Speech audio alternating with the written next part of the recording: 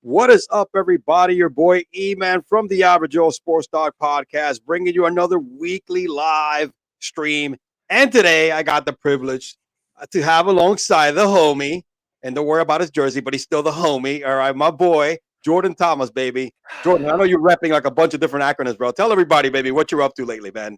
Baby, come check me out at True Serum FF on the Twitter. You can find me anywhere Fantasy Sports Corp is related, Fantasy Sports Corporation. Whatever I'm doing is pretty much under that umbrella, so find me there. And E-Man, I got to say, I know we're here to talk about football tonight, but I'd be remiss if I didn't take this opportunity to say that I just noticed that as you play your intro video, you have a pretty good order there. There's the GOAT LeBron, and then there's Kobe, and then there's that afterthought MJ. So I just wanted to comment to that.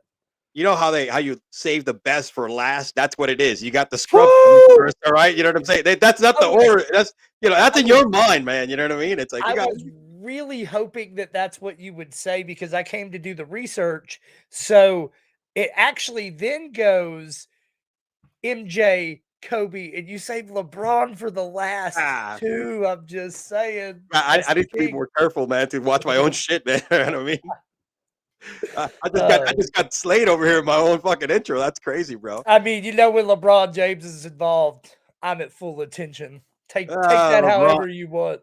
LeBron James, man, he will always be second in everyone's heart, my man. Okay, he's gonna have to settle.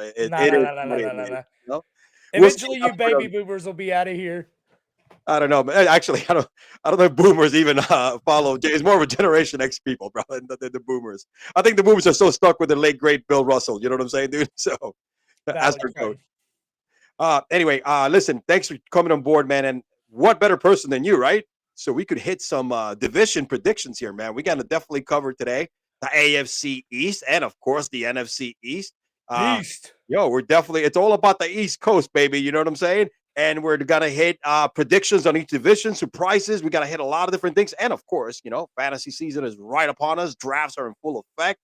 We got to give them some sleepers, baby. Sleepers, bust and locks or breakouts, whatever. So, some of our audience can definitely get their nice sweet taste because, slow drafts are happening now, but the fire really starts this weekend. I actually got like 3 different drafts this weekend, in full effect, bro. So I am ready to go. How about you? Bro, I've been putting down drafts left and right. At one point earlier this week, I had like 4 different drafts going and then one that was about to start. I've got some really cool leagues coming up. Me and you both knocked it out. Are you still doing the 144? Are you still drafting? Wrapping it, bro. We got like 4 rounds left, man. You know what I mean? We just finished that, and my team is looking sweet, is all I'm going to say. So this is the most wonderful time of the year. It is. It's Christmas for us freaking adults. You know what I mean? Anyway, so without further ado, why don't we get going? Why don't we start? Let me take a look here at the lineup. Why don't we start with the AFC, right? Let's start with the AFC East. Let's talk some give us, and I'll go with the flow with you. I want you to give me your take first, right?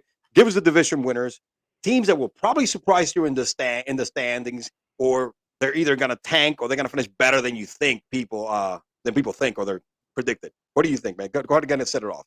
I got 2 for you, bro. Okay. You want to know who's going to win the division, and it's the Buffalo Bills still, but I think they will send 3 teams to the playoffs this season, a la the NFC East last year.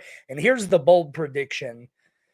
The New England Patriots win 4 games or less, and this is the swan song of Bill Belichick, R.I.P., stick a fork in him.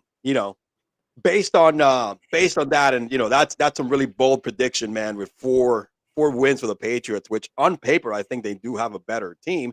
alongside with your boy that they just picked up, Zeke. I think Zeke still has some miles left. Not the 5 year ago Zeke, but I think he's gonna be okay in that heavy. We gonna talk about him for sure. Exactly, but it's a very hard offense. I give him more than 7 games, more than 7.5 games. I think that's the over under for the season. I don't know about 4, man. Come on, that defense is too good. 4 or less. That quarterback is that bad. That's what I'm saying. Mac Daddy ain't it. Now, yeah, Mac Daddy time. I'm with you on the Buffalo Bills. I think New Jersey has no choice but to make the playoffs, right? I mean, they are so stacked, and we're definitely hit the players. I'm okay with them making the playoffs.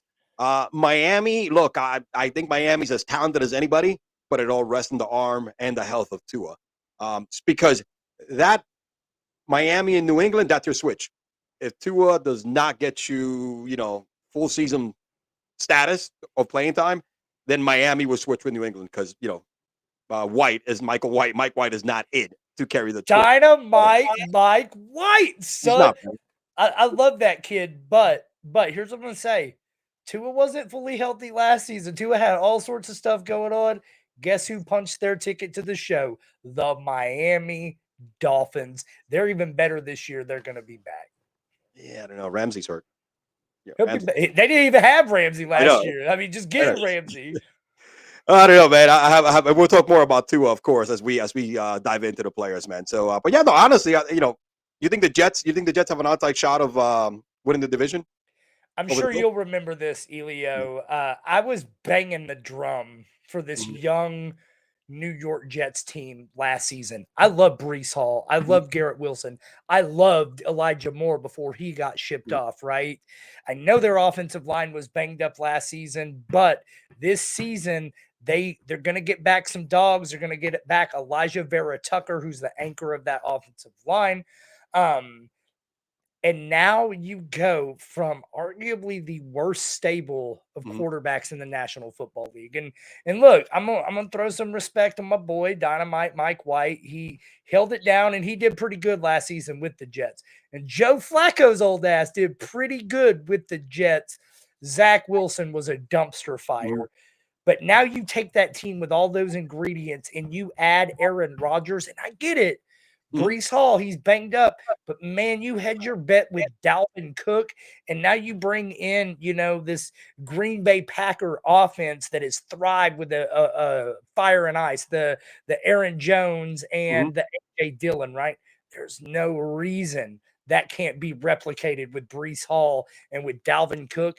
I really, really like this Jets team, and I didn't even mention Sauce Gardner, who may already be the best defensive player in the National Football League. No, they're definitely stacked on defense, and I think on offense, I think Dalvin Cook, and he is like the number 2 all-purpose back, like in the last 5 years after Derrick Henry, right? So the dude is it's a workhorse, and in an offense that you said Nathaniel Hackett ran very well with Aaron Jones and Dillon, and Breece Hall, and healthy, of course, Breece Hall and Dalvin Cook, I think are better than those 2 backs. So. Yep. Hey, it remains to be seen, man. Aaron Rodgers has definitely had a checklist of wish lists that they've checked off for him, and then some with Dalvin Cook, right? So it's Super Bowl or bust in my book. If it's gonna be, I mean, playoffs is nice, but I don't think a first round out it's gonna justify the amount of money and all the moves these people have paid and all what they've given up, what they mortgaged to give Aaron Rodgers all the tools they need. At the end of the day, man,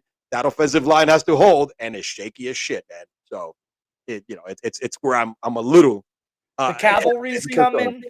Can't get here fast enough. And the one other thing I wanted to add, they also went and got Aaron Rodgers, one good receiver out of Green Bay for him too. Like they've stacked the deck so far, and if it fails, it fails. And here's what I'm going to say: if it fails, man, that'll look really bad on Aaron Rodgers, and that'll pretty much make me happy anyway. So it's kind of a win-win for me.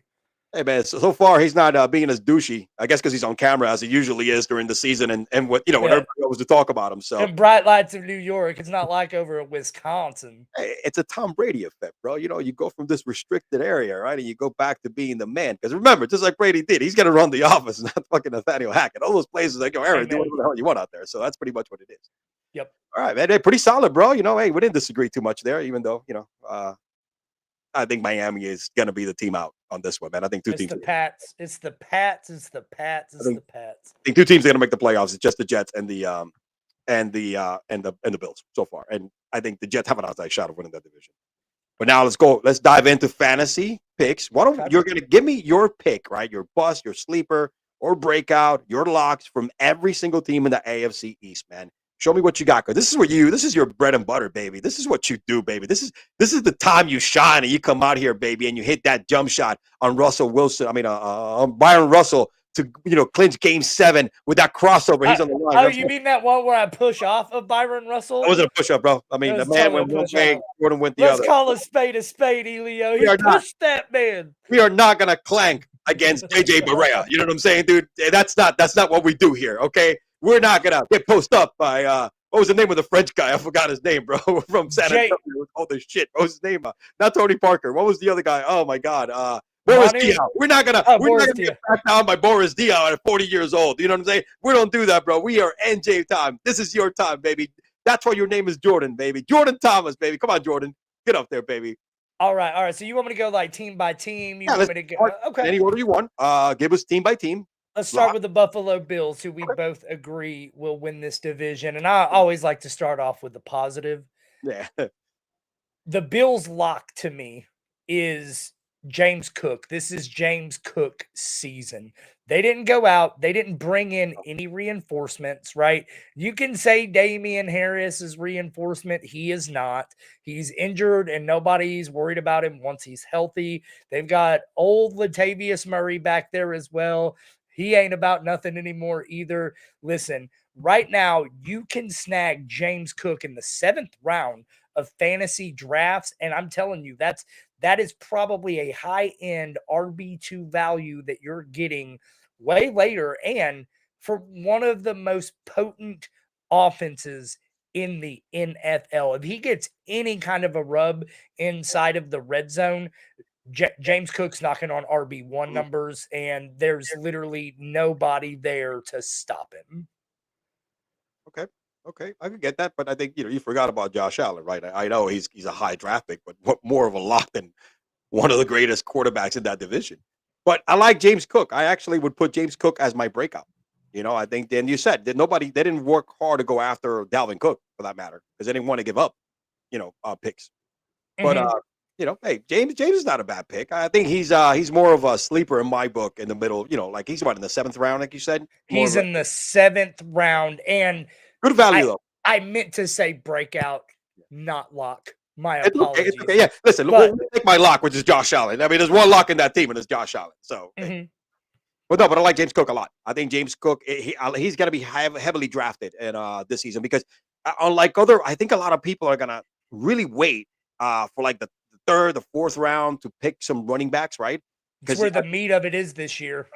Exactly. Middle rounds, so like that 4th to the 6th, 7th round, where there's a lot of quality starters, like you said, RB2, RB1s. And I think everybody's going to focus more on the wide receivers, right? So this year, the strategy changes a little bit, and he is, like you said, bro, he is so coveted. Everybody wants a piece of that dude right now because of his ADP is prime for the fucking picking, dude. So it is. But Josh is definitely your lock. Give me another one. I will say that I have 0 shares of Josh Allen, and it's because if given the opportunity, I pick Patrick Mahomes and Joe Burrow over him every single time, and I don't want to hear about Joe Burrow's injury. He's going to be fine.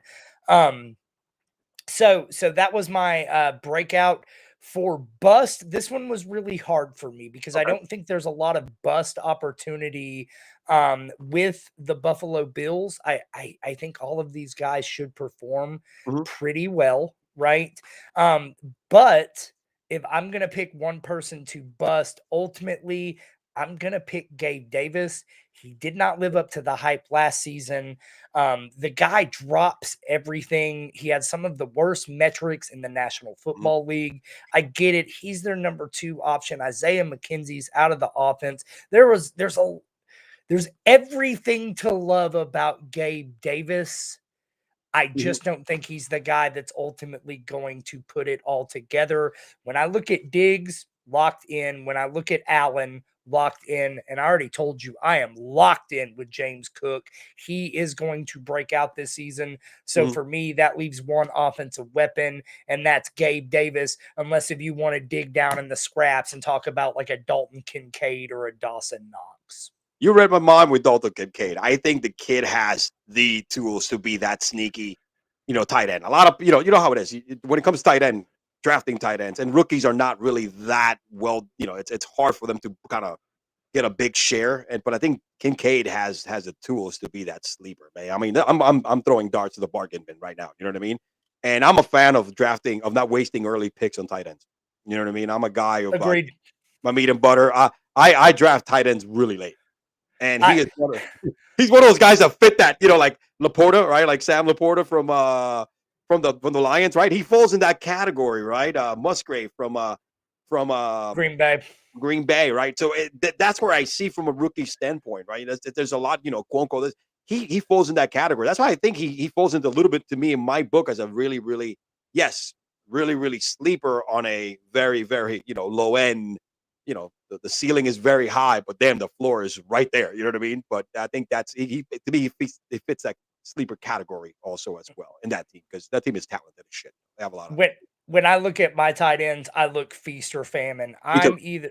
I'm either looking for my boy Travis Kelsey back there, or I'm dropping all the way down to my Cowboys, and I'm picking up Jake Ferguson, and we'll talk about him here later on in the show. But I'm with you there. I am all for those late round tight ends. Here's the thing I do like about Kincaid: they're Mhm. lining him up Mhm. as a wide receiver, Mhm. right? And if he gets any kind of a rub in this offense as a wide receiver, why the hell can't that guy Yep. take Gabe Davis's spot, who has not produced, So I think there's some upside, but you nailed the head on the head. Also, rookie tight ends, Mhm. they're a little scary.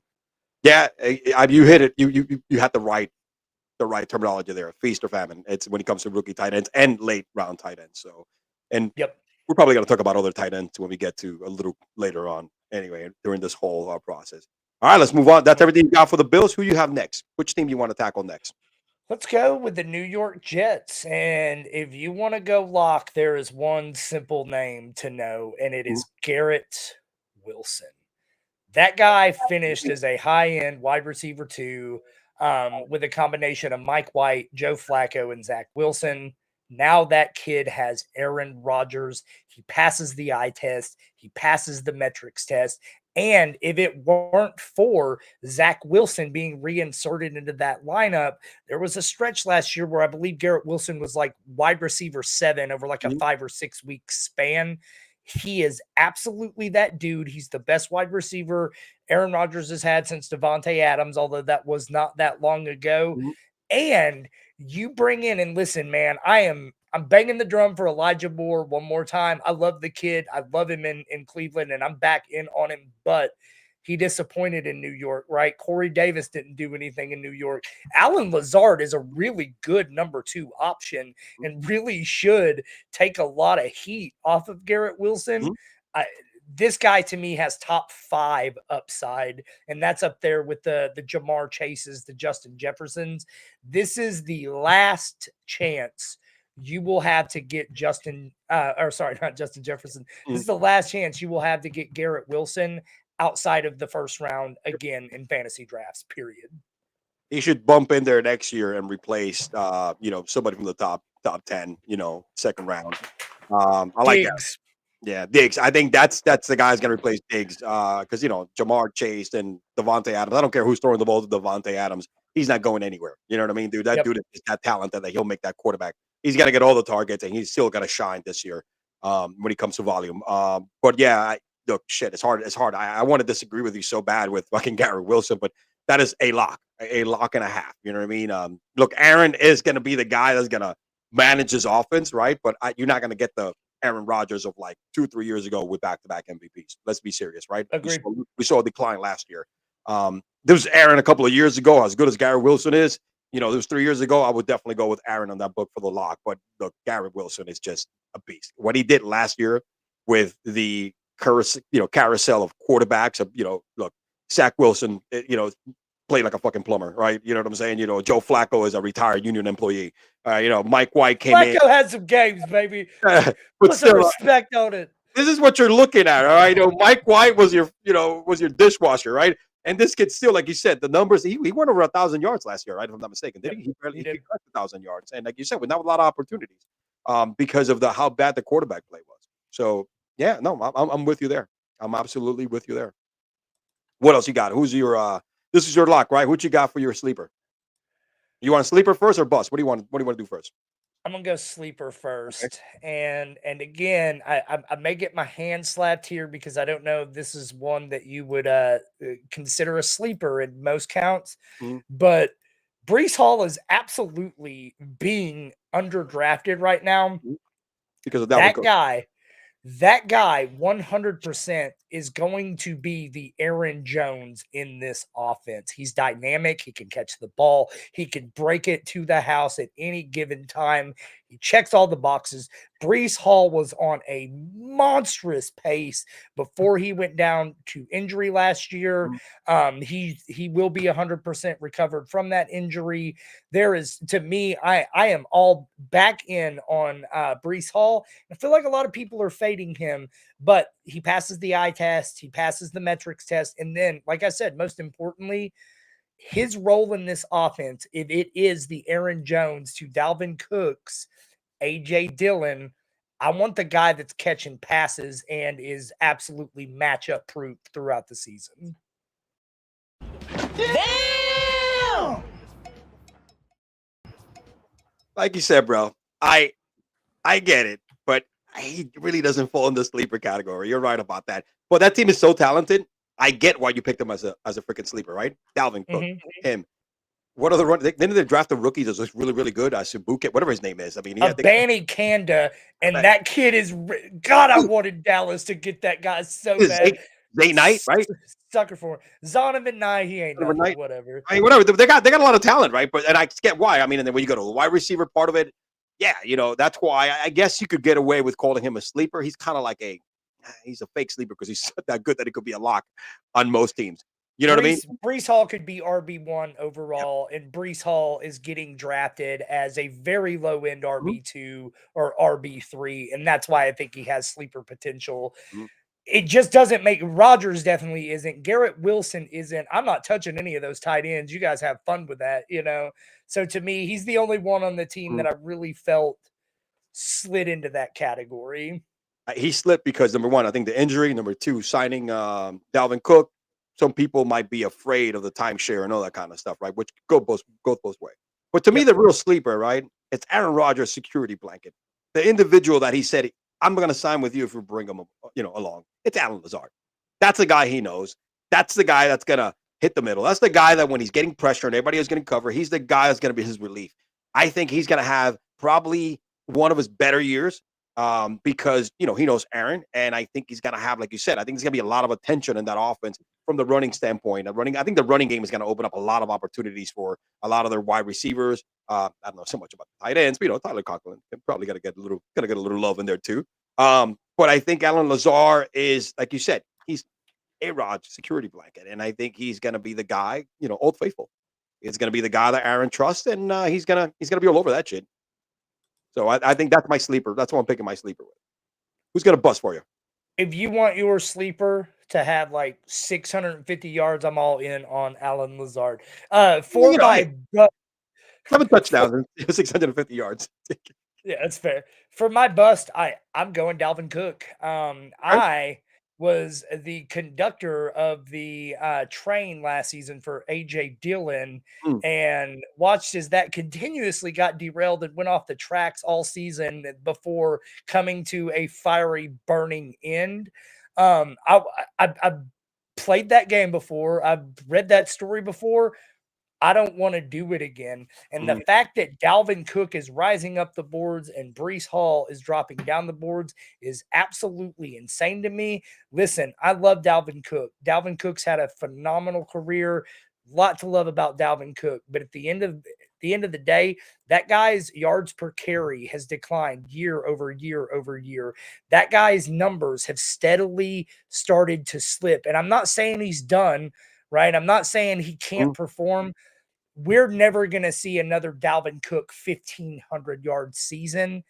And in fact, I don't know if we ever will see another Dalvin Cook 1,000-yard rushing season. So to me, this guy has the biggest bust potential on this team. And I imagine you're going to come at Rodgers, but man, I think that guy's got too many weapons to fail. Oh man, hold on a second. Nope. I was gonna hit a video and I guess it didn't work. So my bad. I was gonna throw another one in there in the middle. Damn! Hey, it was supposed to be this. And then it's running a little slow here. Bro, again, that team is so talented that you have to pick, just like Breece Hall, a talented player to fucking be your bust, right? But honestly, yeah, you know what? The timeshare is going to be there, so you're not going to see 1,500 yards. But again, this dude is, after Derrick Henry, has been he's number 2 in all freaking purpose yards, man. All right? Like overall over the past 5 years, I think he's going to get used very heavy on in the beginning of the season while Breece Hall gets his game under his legs, right? What happened is, that was a big injury. He was out most of the year. I think Dalvin is going to get a lot of love early on. Bust, I don't think he's going to be a bust. But the fact that, yes, if you want to take what he's accustomed to doing to what he's going to have this year, yeah, the actual timeshare puts him in that category. It's hard to say that shit, man. I mean, he should have gone to another team, you know what I mean? But I think he really wants that chip. Maybe he should. I mean, if he wants that ring and look, man, this was probably a smart move by Dalvin Cook. This may add 2 to 3 years onto his career, right? Yep. The bell cow running back that Dalvin Cook has been is dying a very rapid death right now. There's very few teams in the league that are operating with one guy who's taken it all, right? And so I think it's actually probably better for his pro career, but I think it might be a little bit of a death sentence for his fantasy career. Unless you're Tennessee Titans, yeah, you're right. You know what I mean? Because that's Browns and Titans are the first two that come to mind. Exactly, bro. You're right. I forgot about the Browns too. But you're right. No, he is definitely a dying kind of specimen, right? I think everybody's likes to have thunder and lightning. You know what I mean when it comes to the running back game. So, all right, man, good deal, man. Let's. What do we got next? What team do we have next? I think we got everybody from the Jets, Miami. Jets. What do you got from Miami, brother? Okay. I did not want to be chalky with my lock here. Yeah, I will. The obvious answer is Tyreek Hill. Yeah. But why get Tyreek Hill when you can get Diet Tyreek Hill a whole round later? Listen, Jalen Waddle was, and has been that dude. And a lot of people wrote him off last year, but much like Geno Smith, he did not write any of them back. Had another 1,000-yard season, absolutely crushed. And all that while he did deal with some little nagging injuries, right? I don't think he missed any games, but he definitely got knocked out of a few games.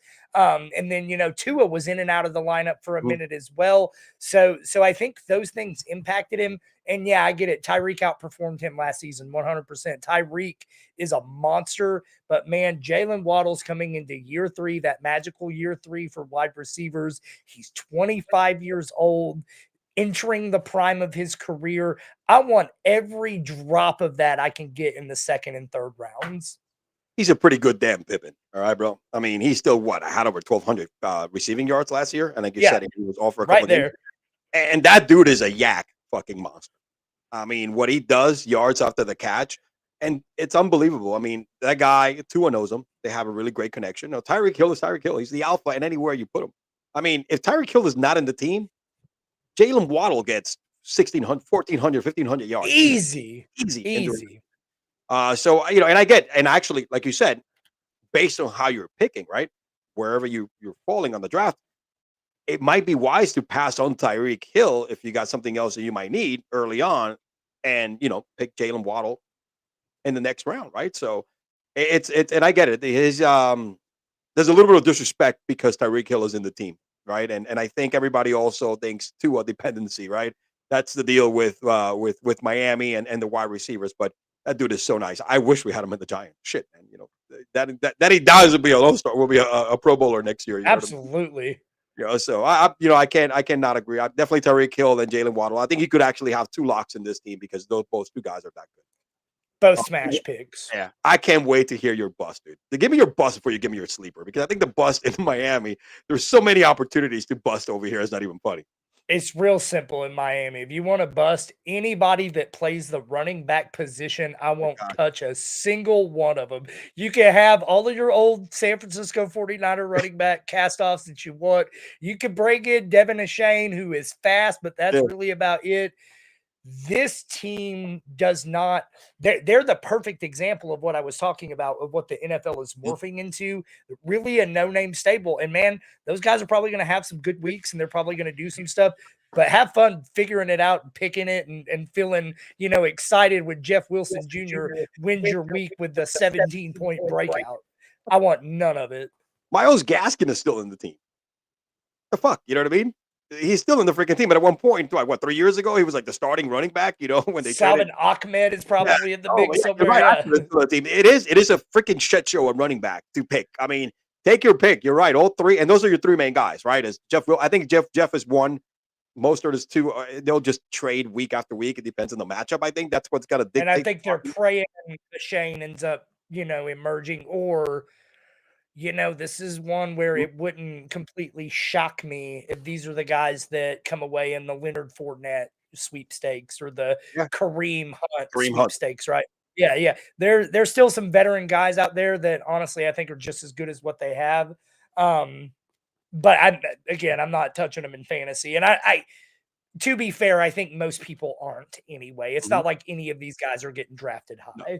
You're picking these guys when you have like 3 spots left on your bench. You know what I mean? You pick maybe Jeff Wilson, right? Because you have nothing else better to pick on that, and you're going to end up dropping. If you're not playing Fab, you're going to end up dropping him anyway and doing something else, or having him as a filler for one of your trades, right? You know how you got to trade a quarterback and somebody else, and it's one of those. It's a shit show. Honestly, it's a good point about Kareem Hunt and Leonard Fournette. I think those guys will get picked up during some point in the season. It's going to be one of those. Yes, everybody's hurt. Let's get this guy in here.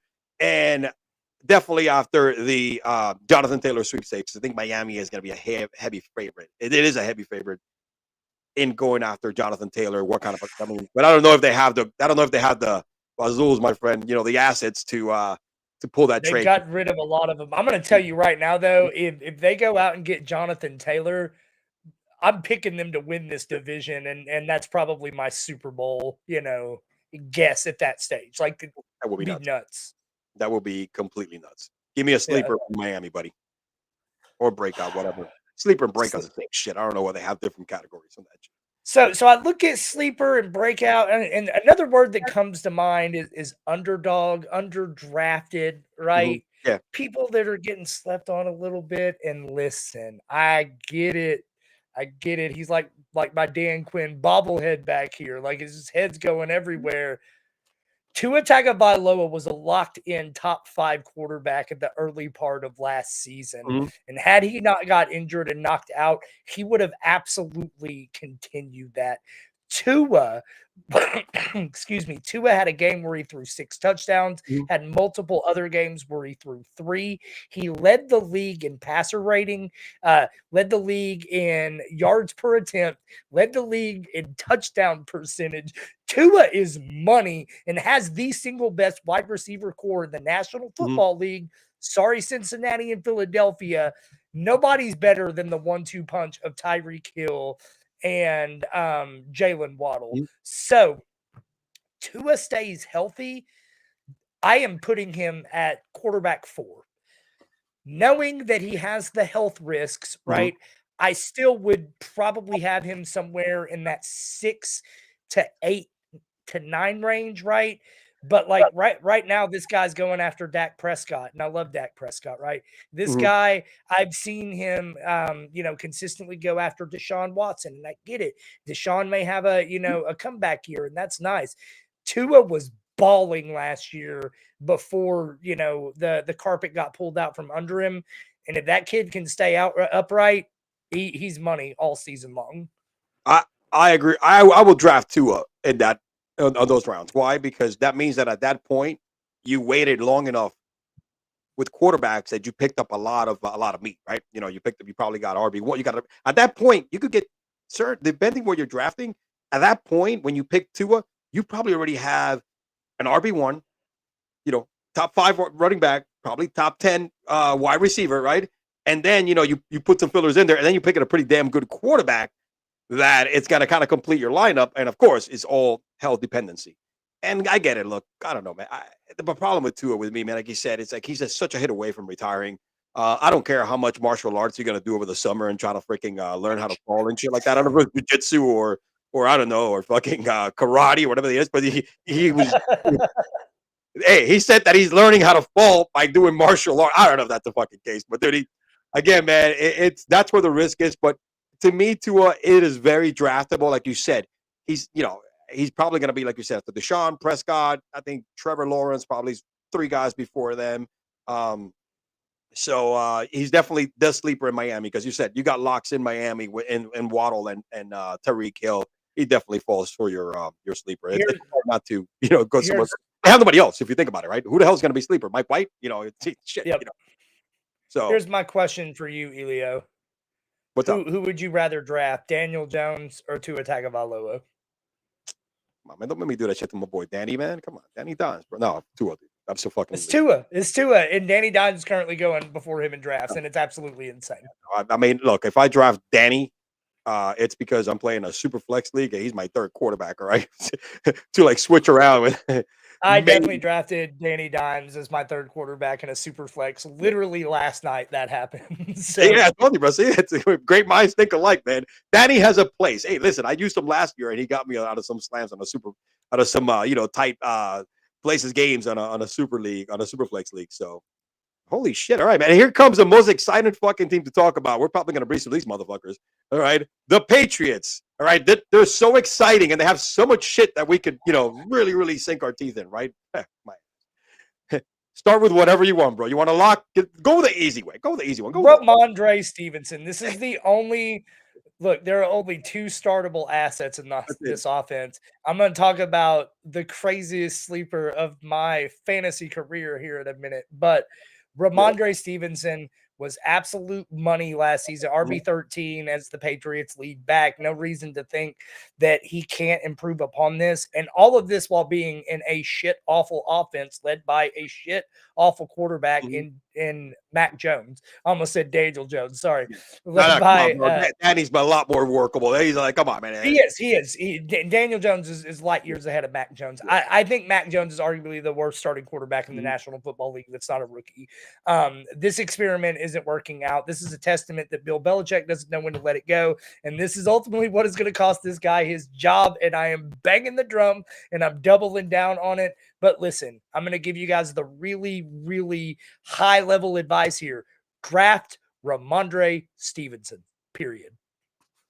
Look, to Mac Attack's defense, bro, he did have Joe Judge last year calling shots in the offense, okay? That guy can fuck up a wet dream. He did it with the Giants. He almost had Daniel Jones out of the league. I'm giving him a little props there from experience, from local experience. And Matt Patricia. So who brought in Joe Judge? Who brought in Matt Patricia? Who was that? Exactly. So Bill Belichick, you're right. And then, I think this year with what's his name? The former coach for Houston. I keep forgetting names right now. I think he's a little better. McDaniel. Yeah. He's the new offensive coordinator. I think he's going to be a little bit of I think it's going to be a little bit better for Mac Jones. But anyway, because we're talking about Mac Jones, go ahead and let's give me your bust because I could probably read your mind who's going to be the bust for the team. We don't have to really spend a lot of time on that one. You're talking about Bill O'Brien, by the way. I don't know. Bill O'Brien. It's Mac Jones. Don't draft Mac Jones. Mac, bro. Listen, I will draft some backup quarterbacks over Mac Jones. I'd rather have Gardner Minshew on my roster for when Anthony Richardson inevitably falls on his face than I would to have Mac Jones. I'd rather have Ryan Tannehill. I'd probably rather have Will Levis. I am all out on Mac Jones. That guy is not it. And listen, if you're in a league with me, do me a favor, draft him because I want to go up against that guy every single week. He's terrible. I agree on everything except for Will Levis, bro. Mayonnaise Boys is Malik 2.0. All right, Malik Willis 2.0. I don't even. Hell, Why I are you might making- draft Malik Willis over this fool. Damn, I draft the corpse of Trey Lance over this guy at this point. Oh man, No wow, that's really putting Mac Jones down. It was the only starter of every single of those fucking losers, man. I'm gonna tell you right now. Let's say if Atlanta does something Mm-hmm. crazy and trades for Trey Lance. Okay. I'm immediately picking up Trey Lance over Mac Jones, 100%. I don't know, man. Trey, I think Trey is damaged goods, man. I think Trey was. He probably is. Mac Jones absolutely is. I still am unsure on Trey. I am positive on Mac Jones. Look, hey, he's confident this year. Did you hear what he said? He said that we're gonna be this year's offense. He's gonna play. He's gonna let it fly like the Alabama days. I don't know what fucking roster he's looking at, but I don't see Jalen Waddle or Devontae Smith in that. Yeah, Waddle and Smith aren't freaking walking through that door, bro. I mean, can you hear me there? Yep, I got you. Oh, yeah. I guess I messed around here. Yeah, I don't see them walking through that door. They're not in that roster where he had that great year. So, I mean, the dude, I give him credit. He's definitely, he has confidence. That's all you could wish for. Yep. Hit me out with your sleeper, man, so we can move on to the NFC East. All right, I want you to lick your finger and take the temperature of the air here and get ready to play whatever video you need to play, because here we go.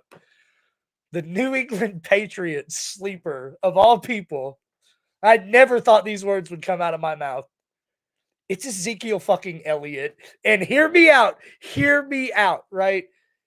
Do I think Zeke is largely done? Yes. Do I think Zeke is a shell of himself, of his former self? Yes. Was I glad that the Dallas Cowboys finally cut ties and moved on? Absolutely. Here's the thing. Bill Belichick is one of the most predictable coaches in the National Football League. He does the same thing over and over and over again. And season after season after season, Bill Belichick has one really good running back, and then one guy he gives all of the goal line volume to.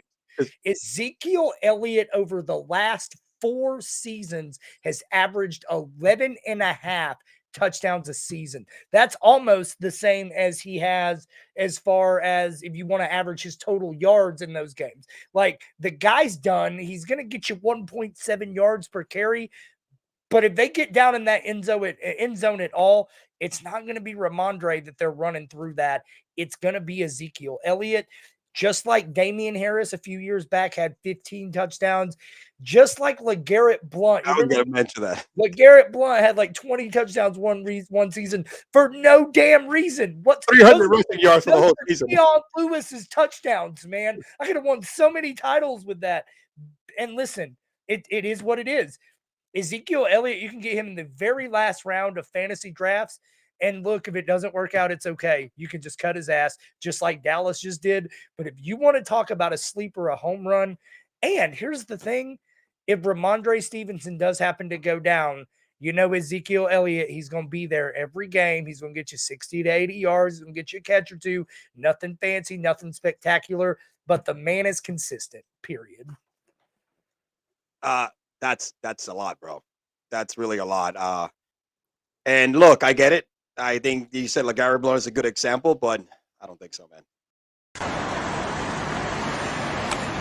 It was at this moment that he knew he fucked up.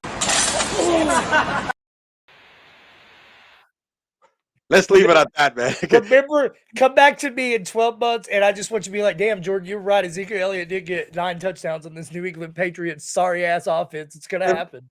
Hey, look, I was going to say sleeper, maybe Juju, but again, it's just Mac Jones fucking throw the shit out the window because Juju is the only wide receiver there is going to get all the targets. I mean, again, all of them. Yeah, all of them. And it's not saying much, bro, because they got nobody else. Oh, man. All right, listen, before we move on, I just want to go ahead and I want to tell everybody about BetUS, where the game begins. They're my sponsors. Go ahead, and the link is in the description. My link is going to give you 125% sign-on bonus. Here's a quick word from them. I've been to 56 straight home games. I've tailgated 61 times. I've been to 31 practices. I've collected 17 autographs. I've had 27 beers spilled on me. Make that 28. I've got one sports book. I've got one sports book. I've got one sports book. BetUS.com. Sign up at BetUS and get a massive 125% bonus. Make that 28 beers that have been spilled on me. I'm that guy. Yeah, me too, man. I've even sneaked beers into the fucking game, man. Cargo shorts, man, they do serve a purpose in life, bro. You know what I mean? Amen. For some reason, they only check you halfway here in Miami. So it's unreal. All right, let's go to the NFC East, my friend. This is where you and I have a lot in common, right? Yeah. So, give me your predictions.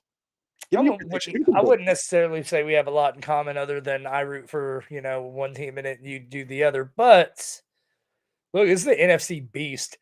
Last season, this team sent 3 teams to the playoffs. Yep. I think at minimum they do it again. And here's what I'm going to say, Elia. I'm not ready to make this bold prediction, but I'm close to ready to make this bold prediction. I think the NFC East can be the first team in this era with the extra wild card team to send all 4 of their teams to the playoffs. Washington was 1 game out last season. One thing goes different last season with Washington and Detroit. NFC East has 4 teams in the playoffs. I think Washington's way better than they were last season. I think Philadelphia is better than they were last season. I think Dallas is better than they were last season. And I definitely think the Giants are better than they were last season. So for me, I don't want to say all 4 of them will get in because I just feel like it's crazy talk and it's foolish. But this is arguably the most competitive, most well-balanced team or division in the NFL. With that being said, the winner of the division, it's my Dallas Cowboys, baby. And here's what I'm going to tell you. Is Philadelphia the best team in that division? I think so. I do. I truly do.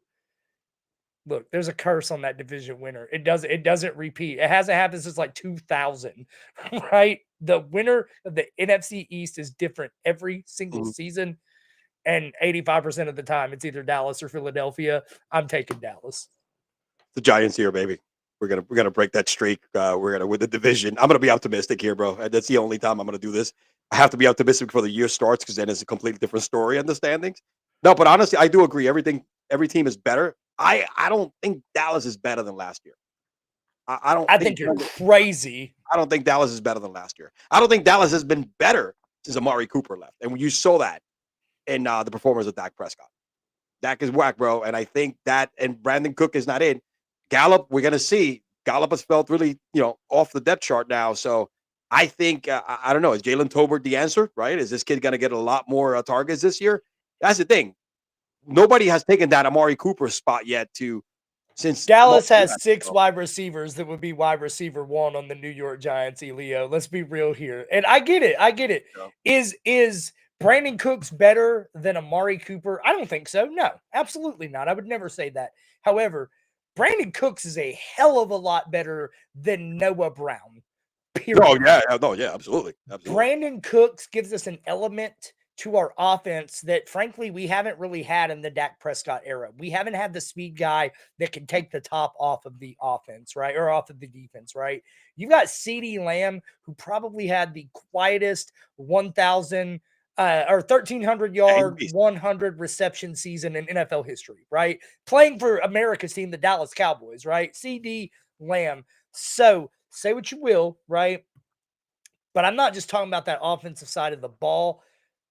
They went out and got Stephon Gilmore, who I think is a godsend for Trayvon Diggs. Trayvon Diggs don't have to guard the big guy in the offense anymore. He can sit back. He can ball hawk. Guy's probably going to lead the league of interceptions again this season. And we went out and we got to run stuff in D tackle. And I don't know if it was the right pick in the first, but man, that has been a gaping hole in our team for at least 4 seasons. So look, if you want to say they won't win the division, I'm okay with that. But they, in my opinion, they have emphatically gotten better. Yeah, realistically, I think the Eagles. I thought at one point we were going to see hope, but they fucking reloaded as soon as they let everybody go. So I think the Eagles should be the favorite to win the division, and I think it's between Dallas again for the second. But you're right. I won't be surprised if four teams can make the playoffs. They're like the AFC North, man. You know what I'm saying? It truly will not shock me if any 4 of these teams win this division. Any of them can. Like I said, they're very similar to the AFC North. You know, you got the Ravens, you got the fucking Bengals, you got the Browns, you got Pittsburgh. All those teams got better. You know, I mean, I think the Browns stayed the same, but Pittsburgh got better, right? The Ravens got better. You know, the Bengals are the Browns, Bengals. the Browns brought in Elijah Moore, baby. Yeah, It's, you know, it's Elijah Moore time. Elijah, man, I like Elijah. He's fine. That's twice this episode. I got an Elijah Moore reference in. I mean, Love it. how many leagues have you drafted him already in? All of them. All of them. Okay. If you look at my leagues, like the two most common players I would say I roster are Elijah Moore and Rashad Bateman, because they are stupid value in every draft. Like Rashad Bateman's being drafted after a rookie and Odell Beckham Jr. Get the hell out of here. I'll take that all day. Like, No, Rashad get is out good of value. here. That's great value. Great value. And you know what, man? Like you said, he gets hurt. You know, he's not like your main guy. He's, you know, you could go ahead and cut him just like Zeke. You know what I mean? So, no, You'll Rashad. find the next guy.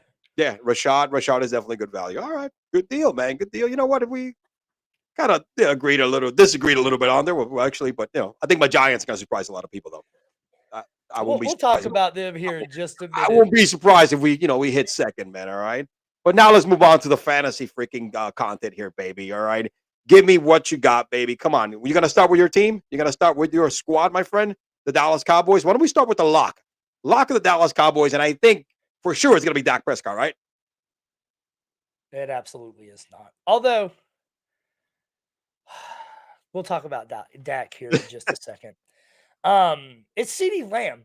1,359 yards on 107 catches with Noah Brown and a banged up Michael Gallup across the field from him. You bring in a speed guy like Brandon Cooks, who look, and I'll talk about Brandon Cooks here again in a minute too. I don't think Brandon Cooks is the same guy he was a few years back when he was hopping from team to team, giving 1,000 yards. I don't think he's that guy. I think he's a serviceable NFL wide receiver and a really good number 2. Right? He's light years ahead of Noah Brown. It should just open things up that much more. To me, this is the CeeDee Lamb nuclear campaign incoming. If ever there's going to be a season where CeeDee Lamb hits 1,600 yards, 12 touchdowns, it's this season right here, 100%. Mike McCarthy's out to save his job. He's going to air it out.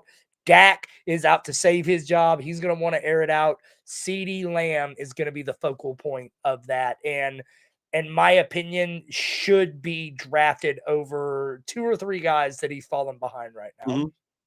I love where he's at. I am in the 3 leagues that I know my picks right now. I have 12 and 11 in 2 of them.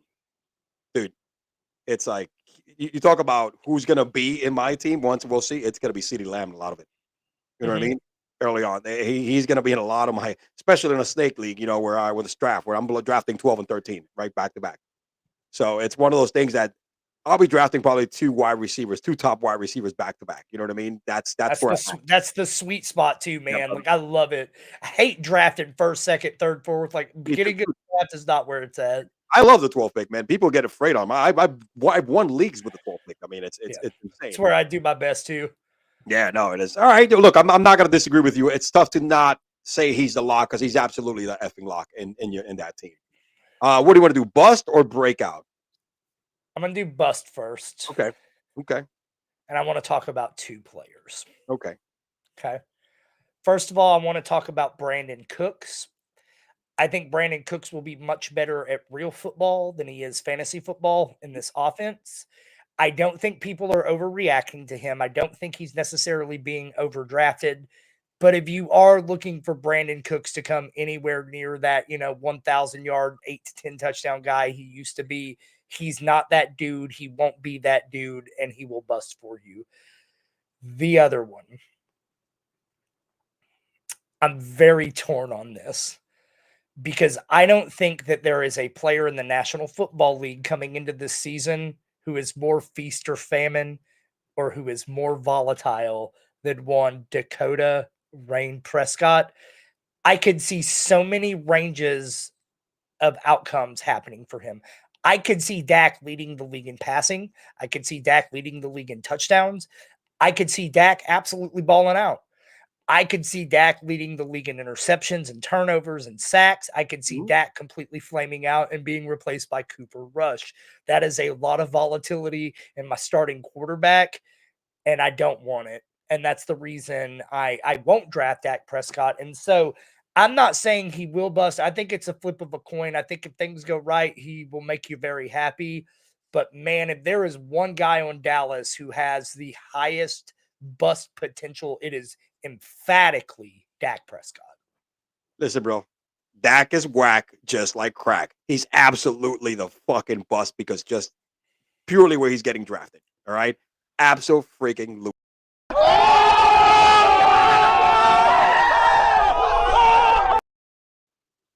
I'm not going to go into details. He's had his glory. He's in the decline. Granted, he came injured last year and all that shit, dude. I mean, we know what he could do. I think Dak already met his ceiling. I don't care how much talent he has, and he does have a lot of it around him, but I think we're going to see similar to last year. Maybe not as bad. He needs to play more games, but I don't see Dak going back to what got him paid. You know what I mean? There's a potential because of that team, but I don't see it, man. I think everybody has prepared a lot better for Dak, and last year was a big tale of what already saying you already met his ceiling, and I think this is going to be a repeat. I think you're going to get over 10 interceptions again this year. Okay.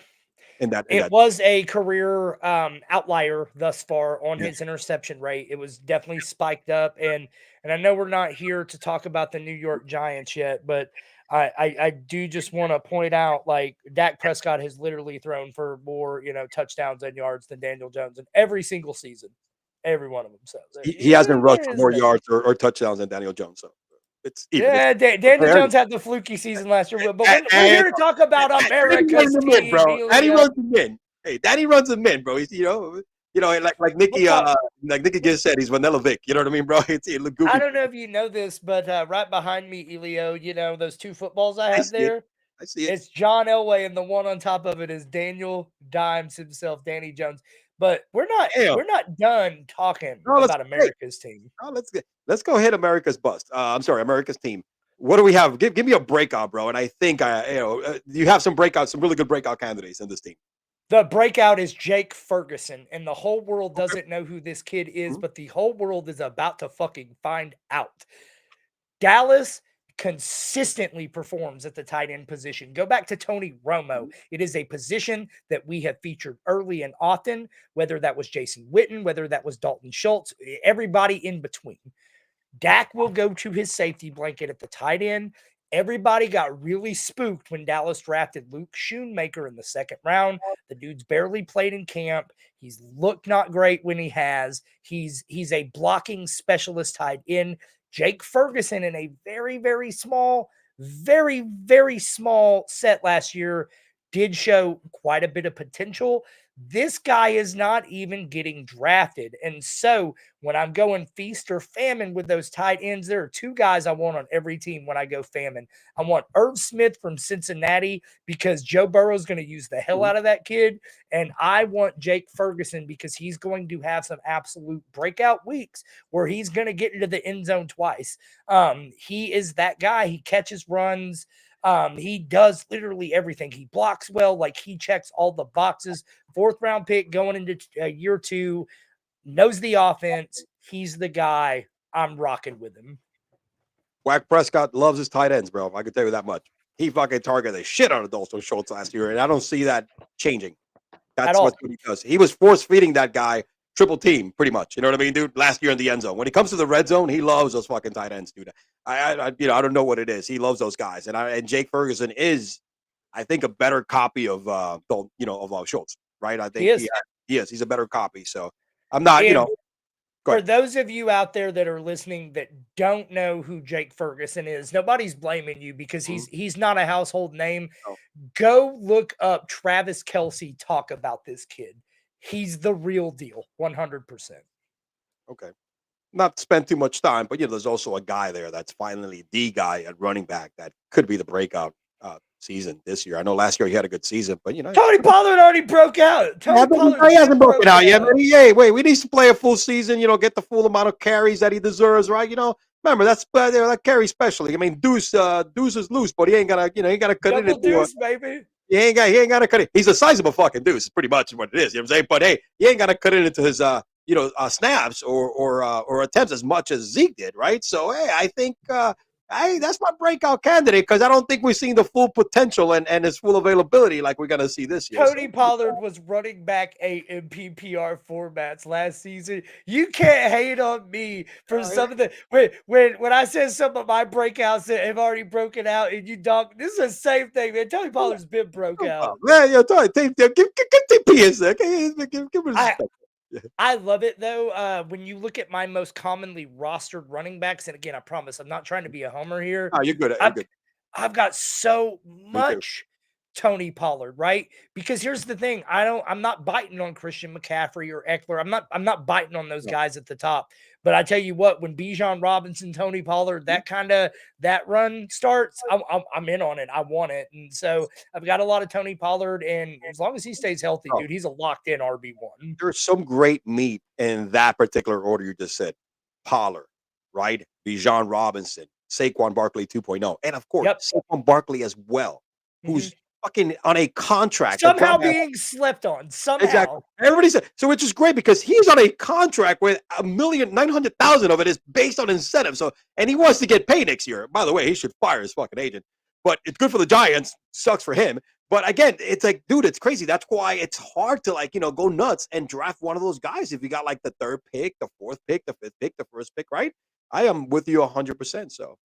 All right, bro. Let's move on to the next team. Who do you have next, man? Come on. Who do you want to get on the stick here, bro? Who do you want to talk about? Let's get it over with. Let's talk about these damn Eagles. Yeah, Neither one of us want to do it, but we got to do it. The reigning NFC champion, Philadelphia Eagles. Welcome. When you talk about a lock, I mean they got a lot of them, man. This team is stacked.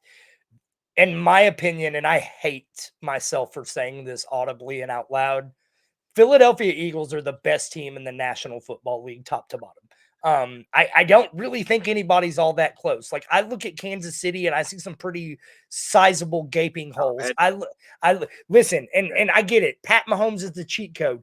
Joe Burrow is a cheat code, right? But you look top to bottom roster wise, holy shit, the Eagles are just loaded everywhere. And at the forefront of that is Jalen Hurts. So if you want to lock, listen.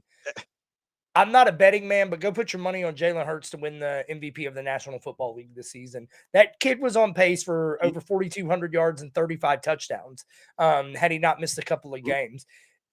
Literally, this guy is the best red zone weapon in the National Football. Short yardage, it's over. You cannot stop this team. So you have 3 plays to hope that they can't get 4th and inches. Because if they get 4th and inches, they go for it every time and they convert every time. And that's because of Jalen Hurts. And look, they just went and got better. They added all sorts of fucking talent on the defensive side of the ball. That's the part that's scary. The fucking defensive side. Rashad Penny and DeAndre Swift. I'm going to talk about them in a second too. But golly, barring injury, this team should be right back in contention for the Super Bowl this season. On paper, all the fucking names pop. That's what's crazy, right? When you read that lineup up and down, everybody pops. And you're right. You have the cheat codes in the quarterbacks, but talent-wise, the wealth of talent is definitely on the Philadelphia Eagles. I hate to fucking say that, bro, because I can't stand. I don't mind. I can't stand Dallas either, but I rather fucking deal with Dallas fans than I do with the Eagles fans. It must be that Amen. Shit. Amen. You know, I don't know, and I'm not hating on that. Anybody who's a Dallas fan right now watching, I'm not trying to throw shade on you and shit like that, bro. But you guys are obnoxious as hell, man. Way more than Dallas is. That's I don't know. That's in my pecking order of hating a fan base more than anybody else when it comes to football. Even I know why though, Elio. It's because they've won recently, and it makes it that much more insufferable. I guarantee you, if Dallas wins the Super Bowl, we will absolutely go up above everybody. Everybody will fucking just absolutely hate. We got people hating on us for winning Super Bowls 30 damn years ago. Like, it's been a long time. We're basically at this point, we're the Bungles. We're the bag over your head ain'ts. Like, the Cowboys are a fucking joke, if we're being honest. That those 2 chips from this guy right here, man, seem really long ago, because we also went through a freaking span there that we were not even making the fucking playoffs. You know what I mean? After winning, we had Eli Manning's entire career, and Peyton Manning's entire career and Tom Brady's entire career in the span that the Dallas Cowboys last won a Super Bowl. That's all I'm going to say. Like, That's what? pretty wild. Yeah. All right, who do we go on next, man? What do we got next? You want to do bust or breakout or sleeper, whatever the hell it is? I'm gonna do breakout, or sorry, not breakout. I'm gonna do bust. Okay. So for me, the bust is absolutely DeAndre Swift. Love the talent, love the kid, Mhm. can't stay healthy, won't be utilized properly in this offense. Jalen Hurts does not dump off to running backs. It's not his forte. He's not going to get the short yardage work. I think he probably catches somewhere between 25 and 40 passes, probably has 400 to 500 yards. I think this team is so well rounded and so complete. DeAndre Swift will be an absolute afterthought, and he's still being drafted like he's the running back or starting running back of the Detroit Lions, and he is not. DeAndre Swift is good too. If you do draft, he's in a great spot anyway. If you do draft him, make sure you have Rashad Penny in that team as your handcuff. It's an absolute thing, right? Because he's going to get you like every year. He starts out and he'll play 4 games, right, or 3 games, and he's had some crazy numbers. Then he's injured for 4 or 5. Then he comes back and they ease him in, and he has like really bad games, like last year, right? So I think last year he played more games than in his career, and he did not look well. So I'm with you in the bust category for DeAndre Swift. Who you got for your sleeper, breakout, or both? I think you. There's so much fucking talent on this team that they got so much fucking people here. I'm gonna go pretty contrarian to something you just said. Okay. I don't think Rashad Penny is the handcuff to own unless if you want 2 really healthy weeks and then complete, dog shit injured the rest of the season. Look, Rashad Penny was a first round running back. People forget that. First round running backs are studs. Every single one of them produced when given the opportunity. Probably the 2 worst came from the same draft class, and it's this kid and it's Sony Michel. Sony Michel just retired, so we don't have to worry about him anymore. Rashad Penny just cannot stay healthy, can't get out of his own way. He's popped when he has. I don't trust it. But my sleeper for the Eagles, right? It's Kenneth Gainwell. Kenneth Gainwell is the guy that is held over in this offense for going on year 3. In the preseason, he has seen the majority of the work with the first team. Both of the guys ahead of him are major medical red flags and risks. And Kenneth Gainwell does all the things that Jalen Hurts looks for his running back to do. I think Kenneth Gainwell, there is a world where Kenneth Gainwell returns RB3 value and he's being drafted like an RB9. Like he's way down that list, and he's another one. He's a very deep sleeper I like. And then I want to throw one more out here. And this is very similar to CeeDee Lamb, right? I just said I thought CeeDee Lamb had the quietest 1,300 yard, 100 catch season. Did anybody realize that Devontae Smith was a freaking wide receiver 1 last season? He was top 10. Everybody thinks AJ's the alpha. There's no alpha. These guys are 1A and 1B. It's the right hook and the left, punch. It's phenomenal, man. Devontae Smith, this is another situation like Jalen Waddle and Tyreek. Y'all go on and draft AJ Brown. I'm going to get Devontae Smith 2 rounds later and get the exact same production. And I don't know what this kid has to do. This kid won a fucking Heisman, right? Like, what does this kid have to do to get put on the map? Because he is being heavily slept on. You know what the crazy part is? That depending on where you're drafting, or doesn't matter, you could end up with both guys on the team, Jalen and Devontae Smith, pretty freaking easily because of the way how well Devontae Smith's ADP is. And historically, doing something like that would be really stupid, but it wouldn't even be bad at this offense. Like, those guys are going to get you 18 to 20 a game, period, every week. I mean, last year he averaged like 15, and dude, he had some games. He got me those because I had Jalen and him in another league that I finished 3rd, and he freaking got me to the playoffs. I mean, I got to the playoffs and made it to the 3rd place because of just Devontae Smith and Jalen were just, and then what happens is Jalen then got hurt. But shit, man, if that wouldn't happen, I would have probably won that league because it was close. All right, which team are we moving on for next, my friend? Who do you got? I have a feeling you're going I had planned to do the Giants, but let's Staying in do March.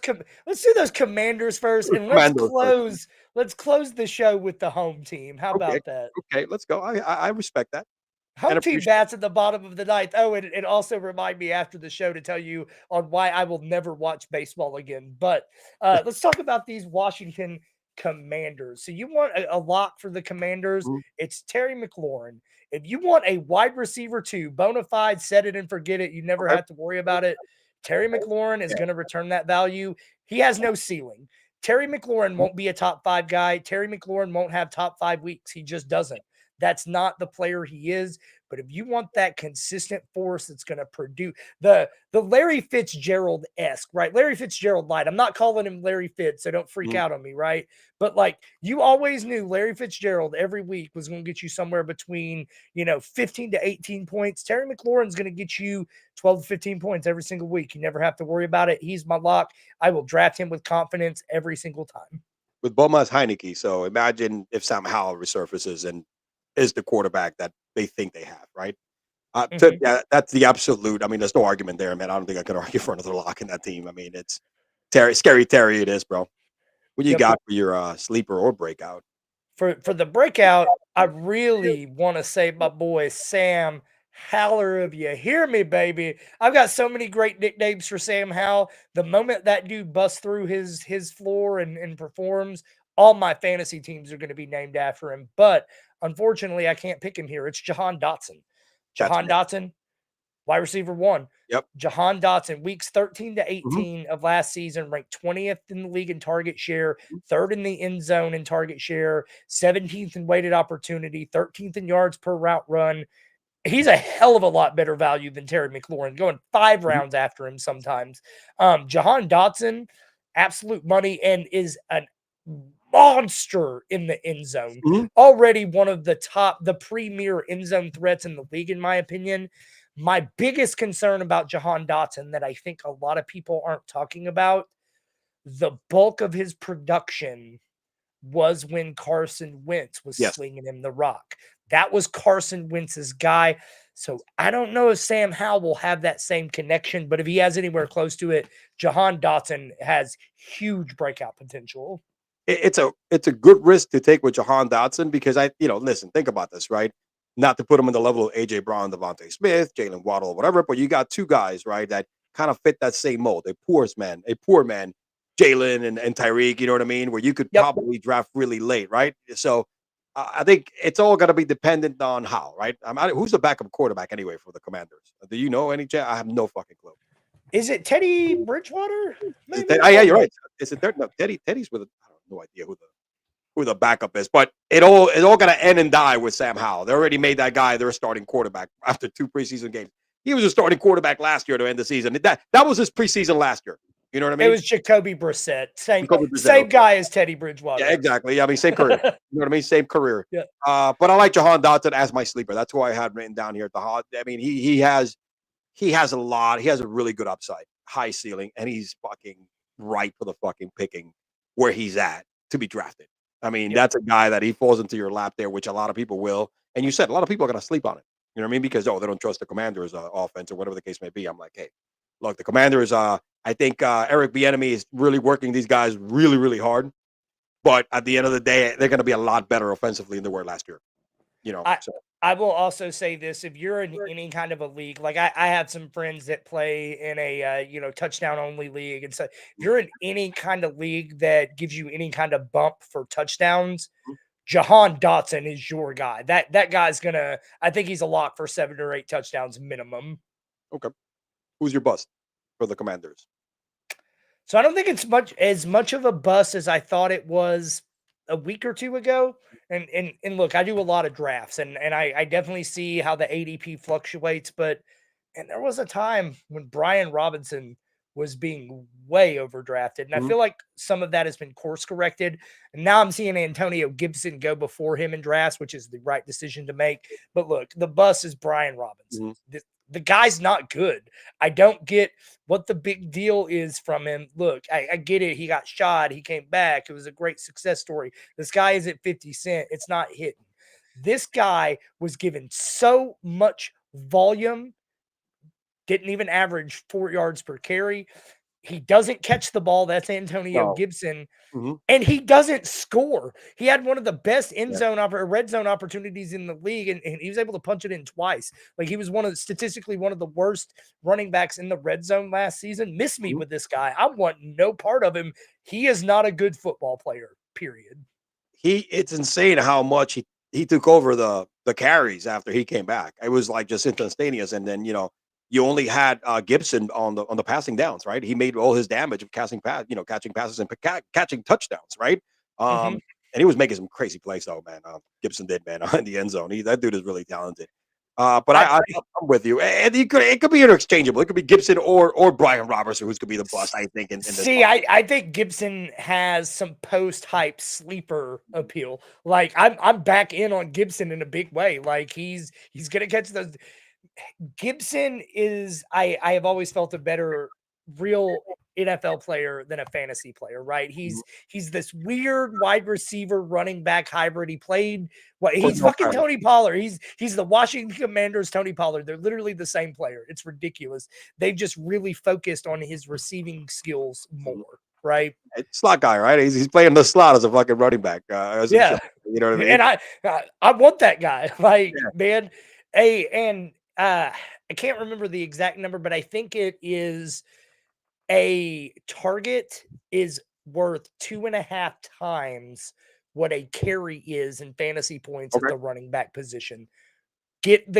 Look, Isaiah Pacheco's nice. Go get fucking Jerick McKinnon. Get the guy that catches the passes every single time. That's the one you want.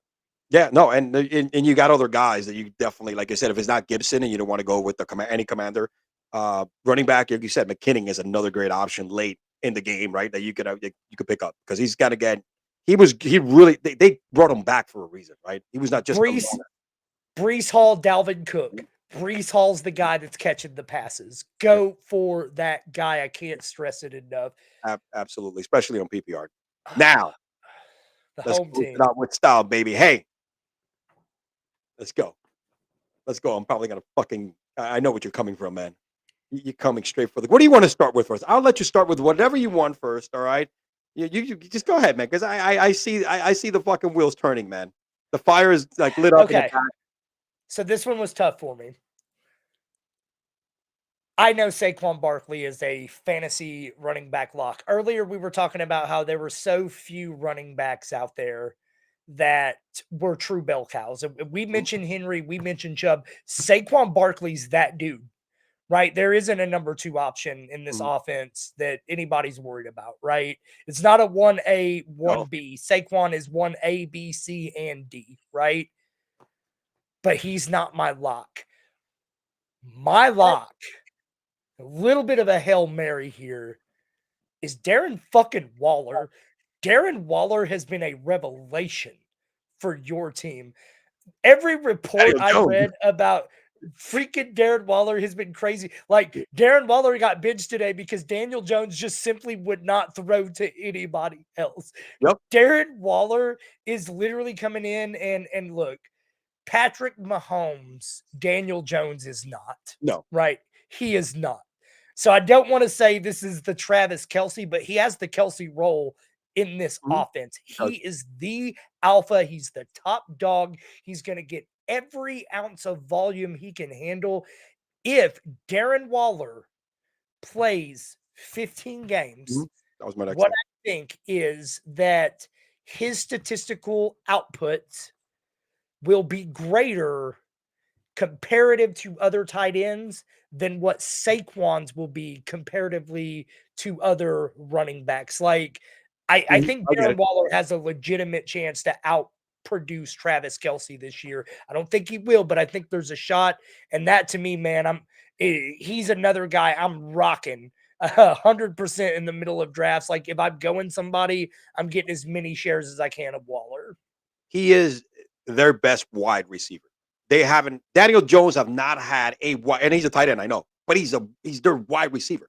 He has not had that guy, right? The guy that the speed, can make the plays in the red zone. He can go out there and get it, right? And Danny Dimes throws a good ball, right? And he hasn't been able to do it a lot. I mean, he did it in his rookie year, but he has a soft touch. He throws a good ball. You just got to contain him. But he's going to be the guy. You're right. I am heavy on Waller just because of the volume. Yes, I am a little bit afraid because I don't like drafting tight ends that early, even. And even him, he's not actually too early, but he is pretty high, considering the fact that he hasn't played as many games as he had and he's been hurt. That's what really worries me. We know what he can do healthy, right? You know, a couple of years ago, man, the guy was Travis Kelce's number, right? Travis Kelce, he was putting Kittle's and Travis Kelce numbers out there, right? That's what we know we could do. And you know, and shown, you know, he can actually, I mean, what's his name? Brian Dable can come up with some pretty creative shit to make sure he gets the ball. So but my lock is still going to remain Saquon Barkley because it all ends and starts with him at the end of the day. To me, Darren is going to be more of my, I don't want to say sleeper because he's already broke. You know, he's not a sleeper. I think he's more like he's a breakout too. He's just going to be the guy, you know, the guy right there with that team. But then Waller, I'm excited. I just hope he stays healthy. Mm-hmm. What do you got next, man? So let's talk about the sleeper, and I really struggled with this one. Leave the bus for last, okay? Oh, a sleeper breakout or whatever, right? Yeah. I wrote on here, can I use Darren Waller again because Saquon's already broken off? But here's the thing, right? There's a lot of New York Giants random wide receivers that I'm rolling the dice on, and it's not consistent, but I've got some flyers on Isaiah Hodgins. I've got some flyers on Jalen Hyatt. I like Jalen Hyatt. Yeah, they've got some younger players here who have a chance to emerge and have a chance to break out. Again, I'm not like overly confident. They're darts that I'm throwing, you know, but I think this is the year that Darius Slayton finally doesn't like lead the team in receiving yards, right? Like, and I was a big Darius Slayton 350, you know, truther for a minute, but and then another guy I really like, and man, it kills me because I don't think he'll break out. I fucking love Daniel Bellinger, and I was really shocked when they brought in Darren Waller because they had Bellinger, but I think there's a world where Danny Bellinger can end up as the second option in this receiving core. He did show some big promise last year, so I think there's a few sleeper candidates for the New York Giants. Problem with Bellinger, he's like Latimer. Remember from the program? You know, he fucking put on like 50 pounds of muscle over the season, and I don't think it was natural, right, dude. I mean, I don't think that shit was natural. So him and Derek Carr met up every morning at 3 a.m. to just do push-ups for 12 hours. Like they're so fucking jacked. I think they went to the same doctor Alex Rodriguez visited, and Juan Gonzalez back in the day, and Sammy Sosa here in Miami, all right, to get their my boy Juan. You know, to get their stuff in order to get that big. So hey, you know what? When it comes to that, like sleepers, I'm high on Hyatt. Like, again, for my team, look, listen, we don't have a lot of talent offensively to like even like point out a lot of different sleepers and break out. It's a very limited point. You know, you got Saquon, Darren Waller, that's it. And after that is a bunch of like, you know, cab drivers that hopefully are going to make some type of contribution. And I think, like you said, Isaiah Hodgins, and if Hyatt and Isaiah Hodgins get you 500 receiving yards plus, and like that's a win. 405 touchdowns, dude, that's huge. That is a much improved offense and wide receiving core for the New York Giants year over effing year. And of course, with Waller having a Waller-like season when he's had in the past. Hyatt and Bellinger and who's the other one I'm missing? Hodgins. Those three guys that they're going to be the guys in week 6, 7, 8 that all of a sudden everybody's scrambling to get because like somebody's banged up and it's like, oh my God, these guys are going to get all the targets. Like they're going to be those guys for sure. We put them all into one. So all 4 guys make one sleeper, right? That's what we're at with the wide receivers. With the all wide receivers not named Darren Waller. Darren Waller. There we go. That's it. That's what we got. All right. So we'll avoid Danny Dimes anywhere in there, man. I don't like where this is going. We will end the show on a more negative note, so I'm sorry for that. But we want to talk about a Giants bust. We're going to talk about a giant bust, and his name is Daniel motherfucking Jones. Are you kidding me? Danny Jones is quarterback 10 last season, was the flukiest quarterback 1 season I have ever seen in my life. The kid had no receivers, was running for his life. Y'all were winning games like what was it? Like 15-13 and stuff. Really crazy antics at the end of the games. Here's what I know about Daniel Jones. Before last season, his best finish ever, quarterback 24. This is the first and only time in his NFL career he's thrown for 3,200 yards. That's some like 1970s football passing numbers, right? With that, I think he had 23 passing touchdowns, something like that. Hasn't even hit 25. Granted, he had the 7 rushing touchdowns. Those were nice. That saved the season. The rushing yards, even better. You guys have Saquon fucking Barkley, arguably the greatest running back in the National Football League. You're going to use him. I think this is what happens with Daniel Jones this year. I think he's a better passer. I don't think he has to rely as much on his legs. And I think because of that, his fantasy production drops closer to the mean. Look, I don't think Daniel Jones is the 30th best quarterback in the National Football League. I'm not trying to hate on him like that. I think he's closer to the QB 15 to 20 range than he is the QB 5 to 10 range. Oh, hell no! 2 hours later. No! God, please, no! No! No! I how had to many listen wins- to you. I had to listen to you hate on Dak, so it was only fair. You know how many wins Daniel Jones had and Dak Prescott last year in the playoffs? How many did each guy have? One. Both guys had 1 win. You know how many times Daniel Jones has been to the playoffs for the same, once. First year, win. Your boy took him a few tries. So he had a better season than Dak Prescott last year. And let me tell Dak you, Prescott retired Tom fucking Brady last year. Let's put one thing into perspective, bro. All playoff wins are not created equal. let me tell you something, bro. That Minnesota team was fucking nasty. And Danny Dimes had a hell of a game, bro. All right. Best fucking opening and debut in the playoff history, man, of any quarterback that I've ever seen debuting in the playoffs, right? Now, let me tell you what you got to get from Dimes this year, all right? 4,000 passing yards, okay? All right, hey, he's going to throw 4,000, baby.